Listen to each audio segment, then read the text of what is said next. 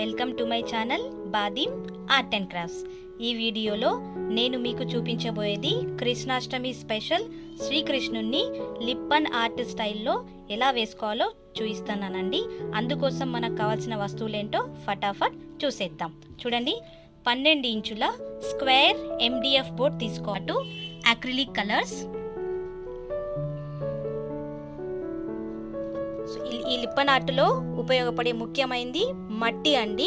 ఆ మట్టికి నేను వచ్చేసి యాపిల్ అక్రిలిక్ వాల్ పుట్టి దీంతో చేసుకున్నటువంటి కోన్స్ ఉపయోగిస్తున్నాను. ఫెవిగ్లూ, డైమండ్ షేప్లో ఉన్న అద్దాలు కూడా కావాలి. దాని పెద్ద సైజులో ఉన్న రౌండ్ అద్దాలు, చిన్న సైజులో ఉన్న రౌండ్ అద్దాలు, స్క్వేర్ షేప్లో ఉన్న అద్దాలు కూడా తీసుకోవాలి. దాంతోపాటు పెన్సిల్, బ్రషెస్, చూడండి గ్లిట్టర్ ఫోమ్ షీట్తో తయారు చేసిన ఫ్లవర్ కూడా తీసుకున్నాను డెకరేట్ చేయడానికి నేను. అలాగే కృష్ణుని కూడా ఒక పేపర్ పై డ్రా చేసి తీసుకున్నాను. స్టార్ట్ చేద్దామా మరి?